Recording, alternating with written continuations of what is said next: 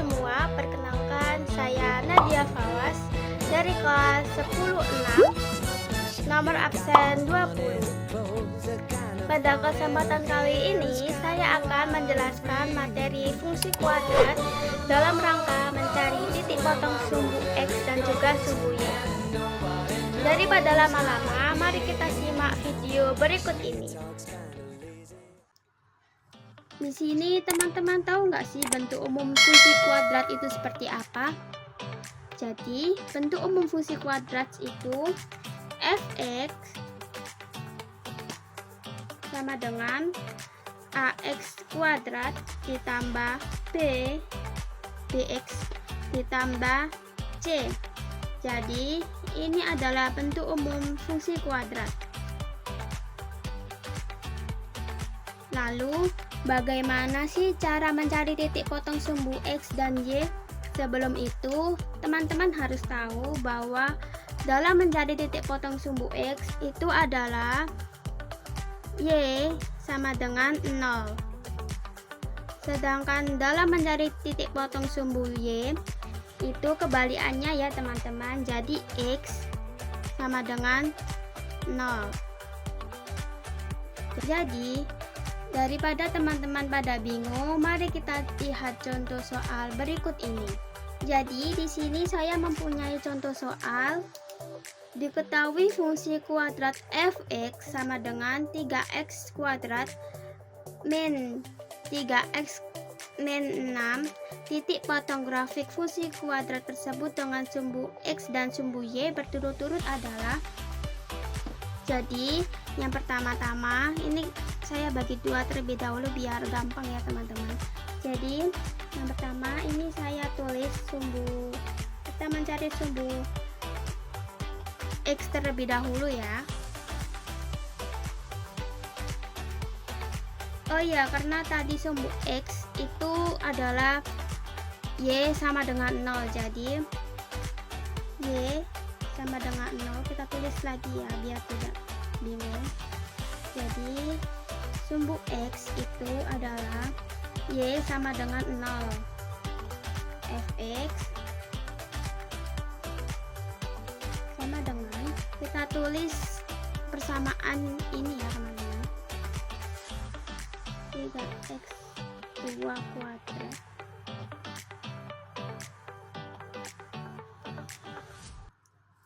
Nah, jika sudah ditulis seperti ini, langkah selanjutnya karena Y sama dengan 0, jadi 3x kuadrat min 3x min 6 sama dengan 0. Jadi di sini ada yang bimbang nggak sih, kok ini kok 3 ya? Jadi biar ini tidak 3, kita bagi 3 aja semua teman-teman. Maksudnya itu karena ini X nya itu ada 3, jadi biar X nya itu 0, jadi kita bagi ya teman-teman. Dibagi berapa ya, yang hasilnya itu X nya itu hilang. Jadi kita bagi 3 semua ya teman-teman.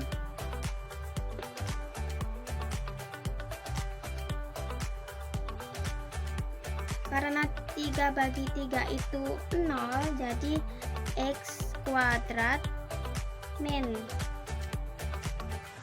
X min 6 bagi 3 itu 2 ya, sama dengan 0.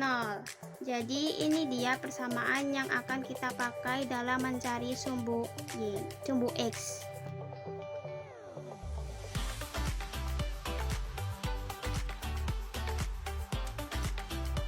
Nah, langkah selanjutnya kita akan memfaktorkan. Caranya kita buat kurung terlebih dahulu, lalu tambahkan X di depan, lalu kita buat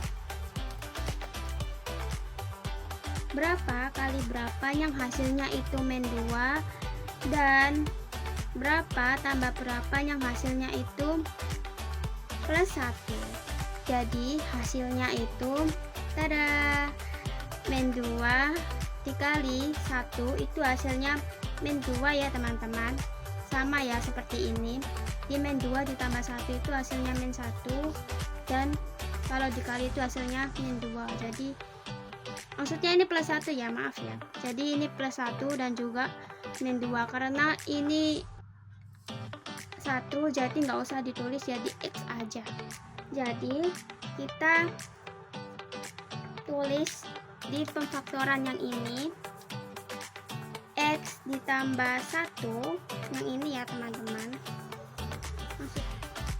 Jadi kita tulis X plus 1 yang ini ya, karena ini plus, dan X min 2 yang ini. Berapa sih ini hasilnya? Jadi hasilnya adalah X sama dengan min 1 dan X sama dengan plus 2 atau 2 ya teman-teman.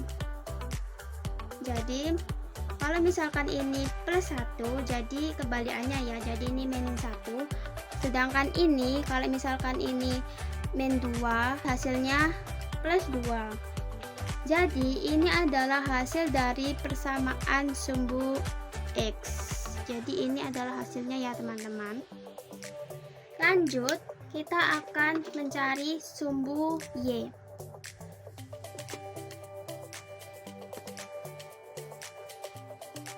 Karena tadi sudah saya jelaskan, yaitu X sama dengan 0, maka kita tulis lagi ya teman-teman. X sama dengan 0. Jadi Y sama dengan, persamaan ini kita tulis lagi, jadi 3x kuadrat min 3x min 6. Nah lanjut, karena X sama dengan 0, jadi 3x berarti X nya 0 ya, jadi kita dalam kurung 0 karena X itu sama dengan 0 min 3 dalam kurung 0 atau dikali 0 min 6. Jadi karena ini 3 dikali 0 itu hasilnya 0, kita coret, ini juga kita coret, jadi hasilnya adalah min 6. Maka dapat kita ketahui bahwa sumbu Y pada persamaan tersebut itu diketahui 0, min 6. Nah jadi ini dia hasilnya. Jadi dapat disimpulkan bahwa sumbu X itu min 1,0 dan 2,0.